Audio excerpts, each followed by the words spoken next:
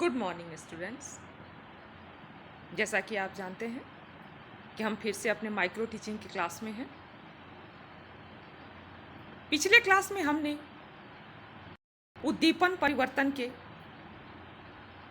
परिचय, अर्थ, प्रकार, परिभाषा इत्यादि के बारे में पढ़ा, इसके बारे में जानकारी प्राप्त की। आज के क्लास में हम पुनः उद्दीपन परिवर्तन के वांछित और अवांछित व्यवहार घटकों के बारे में चर्चा करेंगे। तो सबसे पहले हम वांछित व्यवहार घटक के बारे में जानेंगे। वांछित का अर्थ हुआ पॉजिटिव, जो आवश्यक है, जरूरी है, वांछित। तो वांछित व्यवहार घटक के अंतर्गत पहला है शिक्षण करते समय समुचित शरीर संचालन। टीचर को शिक्षण कार्य करते समय इस बात का ध्यान रखना चाहिए कि वह अपने समूचे शरीर को किस प्रकार से संचालित कर रहा है, वह किस प्रकार के भावों का प्रदर्शन कर रहा है, वह टेंशन की मुद्रा में है या कि नहीं, वह कैसे अपने शरीर को किस प्रकार से उसको वह टेंशन की मुद्रा में है कि नहीं, ज्यादा वह झुक के तो नहीं चल रहा है, उसका शरीर संचालन कैसा है। तो इन चीजों पे वह शिक्षण कार्य करते समय हमेशा ध्यान रखना चाहिए। दूसरा है शिक्षण करते समय समुचित हाव भाव प्रयोग। शिक्षण कार्य में हाव भाव का प्रयोग अत्यंत आवश्यक है। जैसे अगर कोई शिक्षक वीर रस की कविता का पाठ कर रहा, जैसे वो लक्ष्मीबाई के बारे में पढ़ा रहा, खूब लड़ी मर्दानी वो तो झांसी वाली रानी थी, तो इस कविता में वीर रस की प्रधानता है। इसमें रानी लक्ष्मीबाई के वीरता का बखान किया गया है। तो उसको पढ़ते समय शिक्षक को चाहिए कि वह अपनी भाव भंगिमा, अपने हाव भाव में वीरता का प्रदर्शन करे, तभी शिक्षण कार्य प्रभावशाली होगा। तीसरा है स्वर में उतार चढ़ाव। जब किसी टॉपिक को, जब किसी विषय वस्तु को शिक्षक पढ़ा रहा हो तो उसमें उसके स्वरों का उतार चढ़ाव अत्यंत आवश्यक।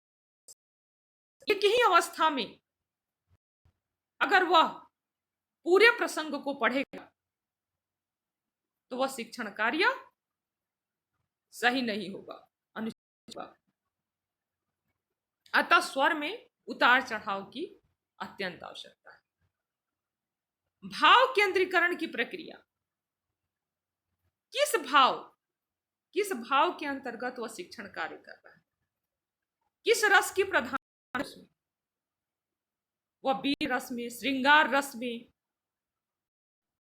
विरह रस, किस तरह की शिक्षण कार्य वह कर रहा है, उसमें उस भाव में उसका केंद्रित होना अत्यंत आवश्यक है। शिक्षण अंतःक्रिया में परिवर्तन लाना। शिक्षण अंतःक्रिया में परिवर्तन लाना, जब वह छात्रों से अंतःक्रिया कर रहा तो उसमें तरह तरह से, कभी प्रश्नों के द्वारा, कभी एक्शन के द्वारा, कभी बच्चों को प्रेरित करे वे नाटक के द्वारा या किसी सेमिनार के द्वारा, वह अंतःक्रिया करे छात्रों से, लेख के द्वारा। इस तरह से वह अंतःक्रिया में परिवर्तन करता रहे। मौन विराम का प्रयोग। शिक्षक को कक्षा में लगातार व्याख्यान नहीं देते रहना चाहिए, बीच बीच में उन्हें मौन रहकर बच्चों के हाव भाव का भी निरीक्षण करते रहना चाहिए। श्रव्य दृश्य क्रम में परिवर्तन, दृश्य और श्रव्य क्रम में परिवर्तन करते रहना चाहिए। जैसे कभी किसी चीज को दिखाकर या बोर्ड पर लिखकर समझाया, या कभी सुनकर समझाया। कभी कभी इन दोनों की आवश्यकता नहीं है, बल्कि छात्रों का सहयोग के द्वारा उन्हें ब्लैक बोर्ड पर आमंत्रित करना, उन्हें बताना कि उन्होंने जो शिक्षण कार्य टीचर ने किया है उसके बारे में उन्होंने क्या समझा है, उसे अपने शब्दों में बताएं। तो इस प्रकार सिर्फ दृश्य श्रव्य क्रम में परिवर्तन करते रहना चाहिए। उद्दीपन परिवर्तनों में छात्रों का सहयोग, जैसा भी बताया मैंने कि छात्र शिक्षण कार्य में रुचि लें, वो भी तरह तरह से टॉपिक हल करने में अपने अलग अलग टाइप की, अलग अलग तरह की अपने विचारों को रखें। तकनीकी शब्दों को परिभाषित करना मतलब उनको टेक्निकल वर्ड्स के बारे में बताना,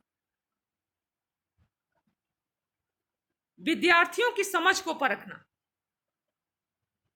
जैसे बीच बीच में उनसे क्वेश्चन करके, असाइनमेंट, प्रोजेक्ट देकर, जो कार्य विद्यार्थी स्वयं करें और शिक्षक उसका ऑब्जर्वेशन करके उसके समझ को परखे। तो यह हुआ हमारे उद्दीपन परिवर्तन कौशल का वांछित व्यवहार घटक, जिसकी शिक्षण कार्य में अत्यंत आवश्यकता है। ये पॉजिटिविटी है हमारे स्टिमुलस वेरिएशन की। अब आते हैं अवांछित व्यवहार घटक। अवांछित व्यवहार घटक के अंतर्गत आता है असंगत कथन। असंगत कथन का अर्थ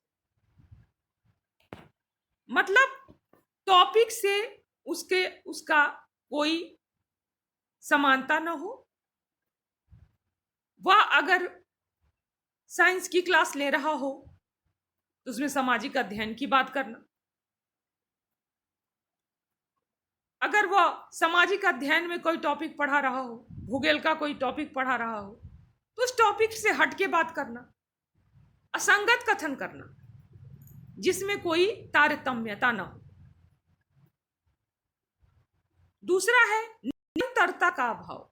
निरंतरता, अगर किसी टॉपिक को शिक्षक पढ़ा रहा हो,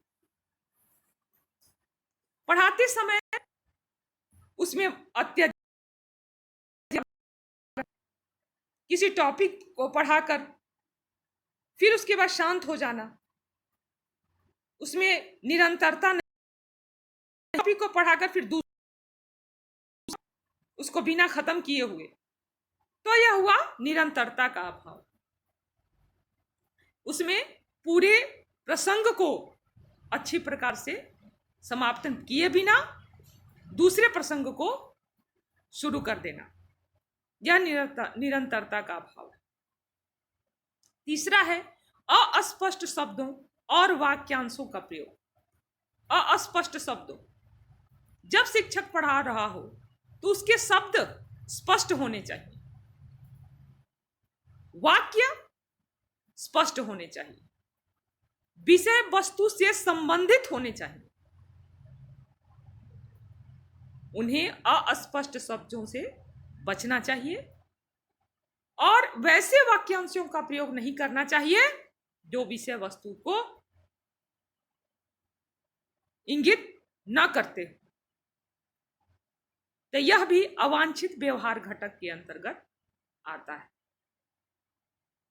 दृश्य श्रव्य क्रम में परिवर्तन न होना। दृश्य श्रव्य क्रम में परिवर्तन का न होना, जैसे कि अगर एक ही टीचिंग एड्स एक ही किसी दृश्य को दिखाकर या किसी एक ही व्याख्यान को सुनाकर अगर हमेशा विद्यार्थियों को पढ़ाया जाए तो वह क्लास अरुचिकर होती है। शिक्षण कार्य में छात्रों की रुचि समाप्त हो जाती है। अतः श्रव्य दृश्य कार्य में परिवर्तन होना आवश्यक है। अगर इसमें परिवर्तन नहीं होता है तो यह अवांछित घटक के अंतर्गत आता है। 5वां है उद्दीपन परिवर्तन में छात्रों का सहयोग न लेना। उद्दीपन परिवर्तन में छात्रों का कोई सहयोग नहीं लेना, वे केवल अपनी बात कहना, अपने व्याख्यान को देना और उसके बाद क्लास को समाप्त कर देना। तो यह भी अवांछित व्यवहार के अंतर्गत आता है। स्टूडेंट्स, आज की क्लास यहीं पर समाप्त होती है। आज हमने वांछित और अवांछित दोनों प्रकार के व्यवहार घटकों के बारे में जाना। उद्दीपन परिवर्तन कौशल में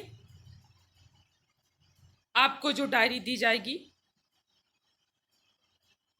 उसमें इन वांछित और अवांछित घटकों को लिखना होगा उस कौशल के अंतर्गत। तो आज की क्लास में समाप्त करते हैं। क्लास में हम उद्दीपन परिवर्तन कौशल पे एक प्लान बनाएंगे और उसे समझेंगे। Thank you.